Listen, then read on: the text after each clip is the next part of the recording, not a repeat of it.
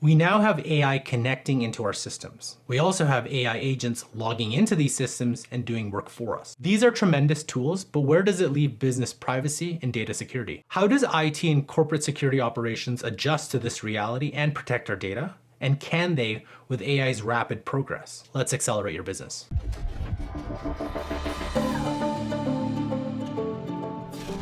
Welcome to the AI Accelerator for Business show, where you get the latest strategies, tactics, and information about the business benefits of artificial intelligence. My name is Carl Ye. I'm joined by my co-host, Jeff Bradshaw. And today we're going to talk about data and security in business in the age of AI. And I think this is a really tough topic because with how things are changing rapidly, I do not feel sorry, or I do not want to be in the position some IT and SecOps people are in right now. You know what, Carl? I mean, security right now in the age of AI is such a huge issue. I mean, if AI agents aren't governed, I mean, mid-sized firms risk breaches, compliance failures, lost contracts. Like, there's all kinds of issues, and this is such new territory that I think it's an important issue that needs to be addressed. I think the tough thing here is there has to be a fine balance between, your data, your privacy, security, and the ability to give your teams the leeway to test and be productive. We've talked about this on other shows where the advantage right now is going to AI native companies where they don't have these legacy structures, legacy security systems, legacy anything, and they're kind of starting from scratch in a whole new paradigm versus a more established company, let's say decades old, years old, where they have all these processes, but more importantly, from a data and security perspective, they're still in the, whether it's risk averse or we have to find a way to protect our data first. We're going to get governance policy before we actually execute an AI, which also is a danger in itself. Well, and again, we work with a lot of IT departments, and IT is a critical part of any AI integration plan, but we also know too that a lot of AI departments are based on a fear mongering type approach, right? Like, it's just lock everything down because we're going to get attacked. And you're right, there's got to be that balance, because if you're locking everything down, you could hinder your company's ability to stay competitive. So you've got to be able to free it up a little bit and give people a little bit of room to test the waters, or create an environment where they can go test the waters, or provide the right guidance to people so they know what they can and can't do. Because it's just, we see this all the time. It's just like, nope, complete lockdown. Well, what's going to happen is that if you actually have some AI enthusiasts, they're just going to use their own personal accounts. And there's more of a risk of them sharing information through their personal accounts because there's no record of it. I also think too that, I mean, IT security is obviously such a huge issue and it needs to be addressed. But I think that, a lot of people are like, well, is this AI model going to train on my data? And this is a bit of a different topic, but I mean, I would say that ChatGPT or Gemini or something training on your data, you've probably got a greater risk of an employee sharing a document with a competitor than a competitor finding the information through a large language model. So I don't know, we need to put this into perspective, but there's got to be that balance. And I think, when you start creating those governance or your policies, you have to have a flexibility built in. And I know this is hard, especially for heavily regulated industries, right? Law firms, health, and so on, where client data is paramount, right? Especially like, private data is super paramount. The last thing you want to do is get that out. But what makes this very hard is things like agent mode, things like GenSpark, where they mimic you. They mimic you to be able to go into a system and take action. And, they have agentic browsers that can do this. So as long as, if I give agent mode the capability to log into whatever system, it's probably going to log in there as you. And it's very difficult to piece out, okay, who is it really Carl, or is it Carl's agent that was coming in? But with agents becoming more and more prevalent, then IT has to think about, well, we have to be able to allow agents to do more work, whether it's internally or externally, but then also not just have security measures, but also teach proper ways to enabling your agent, because there is a high likelihood we're in the wild west. You have malicious agents that can go into any company and start extracting things. And I think most IT companies would be hard pressed to be prepared for any of that. Well, a good example, when ChatGPT came out with their agent mode, a couple of days afterwards, I went in and I used the agent to go in and log into two different tender sites, purchasing sites here in Canada, and it had no problem. It came up onto the login page. It asked for my username and password. I entered it. It logged in. It pulled the information.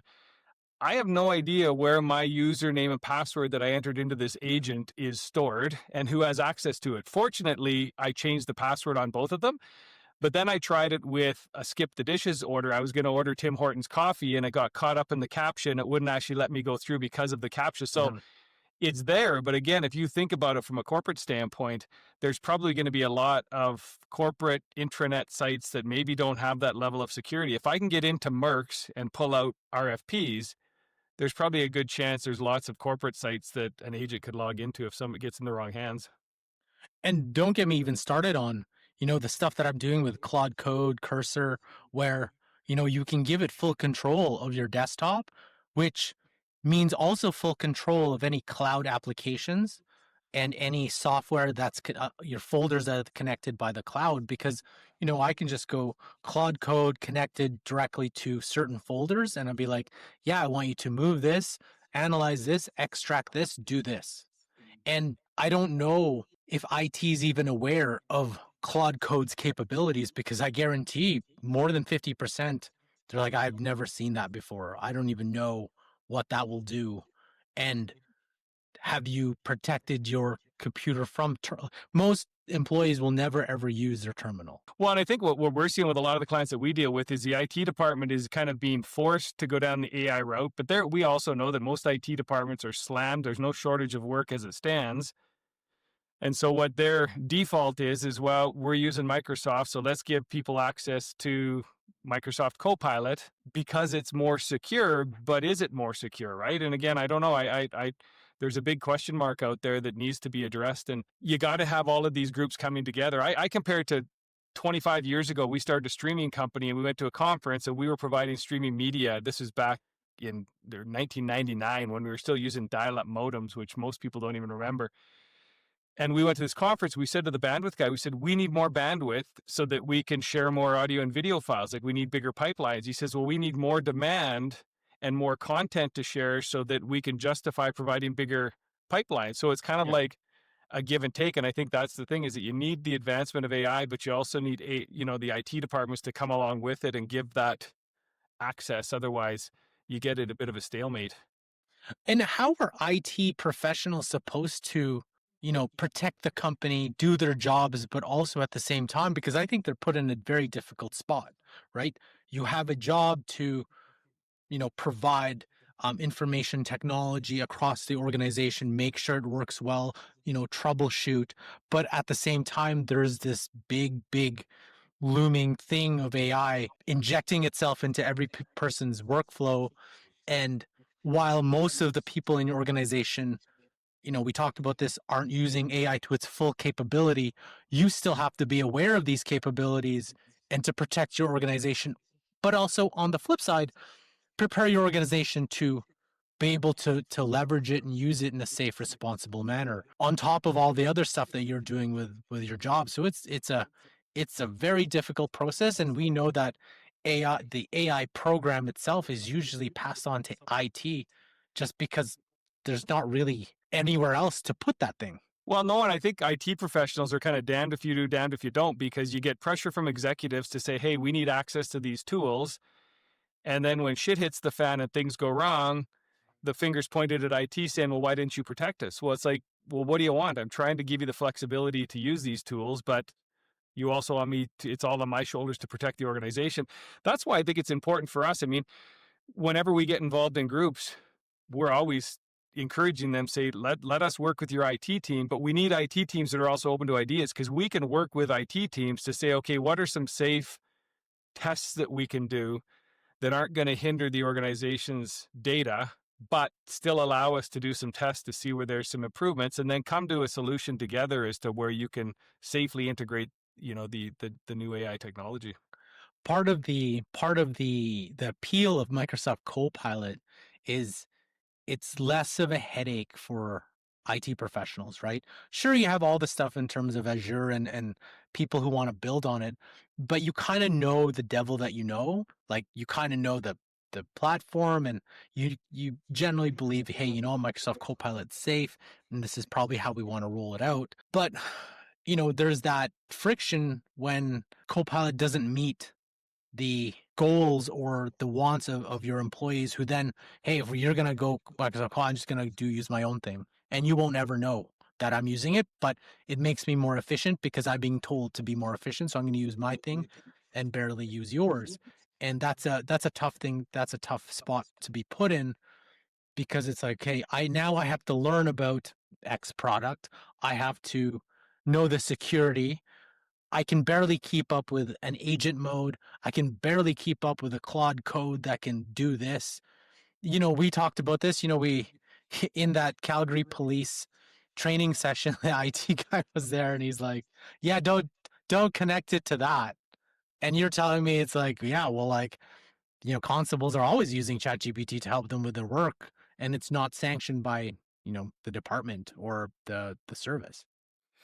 I notice this. I'm noticing this more and more in our discovery sessions with clients, where you ask people who uses some kind of an AI tool, and kind of people put their hands up, and they kind of play dumb. And then once you get into the discovery sessions, you get the odd person saying, "Well, Yeah. yeah, I've ran all my reports through this, or I've ran my spreadsheet through this, all this company data." But they kind of say, but they're like, "Oh, but I removed all the company." Like they start backpedaling because they're fearful of getting in trouble from the IT department. But you know that they're using it. Yeah. So it's just, I don't know. It's a balancing act, and again, it's moving so quickly. I think it has to be a group effort. It has to be, you have to have everybody on the same page. You have to have the executives pushing for those efficiencies, but also the IT department right there, kind of holding the reins back so that they don't get too crazy. But you can't stand still, and that's, Yeah. again, unfortunately, we see that with a lot of organizations. And when you talked about blocking, you know, completely blocking certain tools, like we've run into, you know, when we did our presentation to a couple major banks, they're like, yeah, it's funny how like, hey, I can't even access some websites, and they're like, no, we can't even access. It's like that's very difficult, and this is why I think, like, even if you go with an enterprise, you know, software like, oh, it's a Microsoft or Cohere, I think you're still missing out on the possibilities of what your team can do. And this is a completely different new way of thinking about it. So it's like, instead of like creating a perimeter defense on what can't or cannot come through, you may have to be more of like a continuous radar. It's like, hey, this is coming. How do we adapt to that? This is coming. How do we adapt to that? Versus nothing's going to get in. Then it's like, okay, well, now you can have shadow AI by all your employees, which to me is more dangerous and less beneficial to the company, because not everyone's getting the benefits of that. Well, and this ties into our other show, though, when we talked about, just the advancements. I think that you don't need the latest and greatest AI tool to be integrated into your corporate site, but you can take proven models, like some of the large language models, like some of the image gen tools that haven't really changed, and at least give some basic access to them. Maybe you can kind of restrict the agent mode in ChatGPT or some of these agent tools that are still fairly new, but still somehow give access to some of the more powerful tools in some of these large language models that people aren't even accessing. I mean, maybe there's a balance there so that you can kind of restrict the latest and greatest. And I'm always looking for new ways that IT can actually leverage this, right? So, you know, I was just talking about like going from perimeter defense to continuous monitoring too, and maybe changing the way that you do budgets.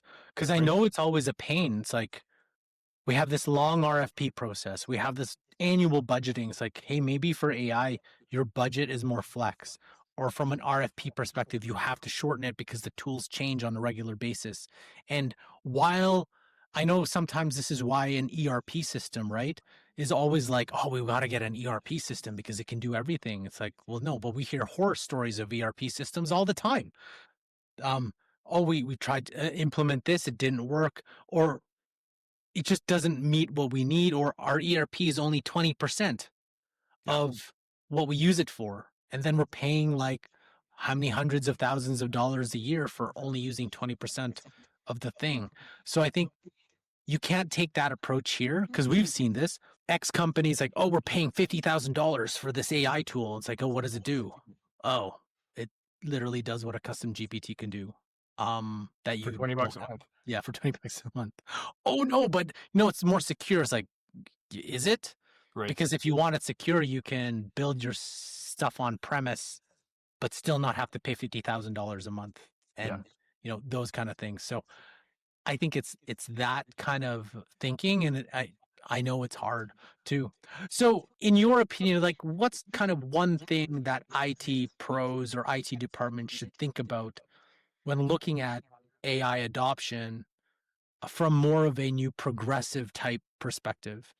Well, I think that it's with everything. It's about education, and it's trying to, I guess, it's easy to say, tougher to do, but don't take the easy route. Don't just simply go with a Microsoft Copilot because it's available and check the box. If there's an opportunity to explore some of these other tools more in a confined space so that you can at least give your organization a competitive advantage to be able to test the waters with some of these new tools, that would be my one tip, is just don't do that 100% lockdown, because I think that it could be detrimental in the long term. And one thing that we haven't actually talked about is the ability for AI to help IT do the monitoring, help IT not just come up with policies, but actually be part of that monitoring, that security, right? Not necessarily AI to be that perimeter defense, but help you be, constantly monitoring the new things that are coming out. Because I think that will help. And you got a pretty smart like advisor and companion that you can always bounce ideas off of and help you implement some of these things too. Well, and I think, and this, maybe this is but whether again you use an organization like us or you do it yourself, but come up with an AI strategy for your organization. Not just check the box of, yes, we got Copilot, so we're good. Actually find out where AI can be helpful in your organization, because there might be a handful of AI projects and solutions that aren't going to jeopardize any security, data risks, that you could implement and still allow your organization to move along. So come up with a strategy on kind of short, mid, and long-term AI applications, and then do an analysis of what the security risks are for each of them. And, I want to leave our audience with this. And I think, like, because most businesses, the employees there use outside of Copilot, the majority obviously use ChatGPT. But I want to leave them because I think whenever we go into our clients and prospect presentations, we it's always a surprise about this. So I just want to showcase a couple different things. First of all, if your team uses ChatGPT and outside of your rules, people are using it, I would highly do two things. One, I would get whoever's using it, and you don't even have to say who's using it. Just say, hey, if you're going to use it, go to the OpenAI privacy portal, have them make a privacy request to ensure that none of the data is being trained on. Right. Right? That's part one. Now, I know you can go into ChatGPT, go to your account, go to your settings, go to your data controls, and then turn this off, right? Turn this off, turn that off so it's not training on anything, right? You can do a lot more customization in terms of your privacy security. Believe if you don't want any kind of training, then I would do both. I would do the privacy request, and then I would also do inside ChatGPT itself. Now, this is a brand new one. Some of you may be thinking, hey, wait a minute, I'll just go to a different model. Claude's never, like, their whole model, constitutional model, doesn't train on data. Well, a couple of weeks ago, they actually did. They actually made the change where I didn't used to see this help improve Claude. So now, and this has been turned on by default when I open this, so you may want to turn this off, go into Claude and turn off help improve Claude if you do not want Claude training on your conversations and your data, and as well as location metadata. Like, if you don't want Claude doing that, so that's something you have to do too. So just a couple tips for you on making sure, even if your team, even if you think your policies are, people abide by them, I guarantee they're not.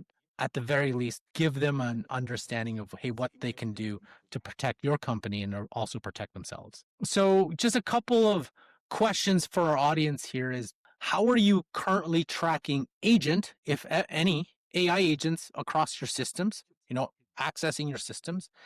And if regulators asked you today, could you prove real-time data privacy compliance? Could you? Because I'm not sure very many companies could. Learn more about implementing AI for your business by watching these videos here. Enjoy today's episode. Want to learn how AI can impact your business? Then please subscribe to this channel. Thanks for watching, and we'll catch you in our next episode.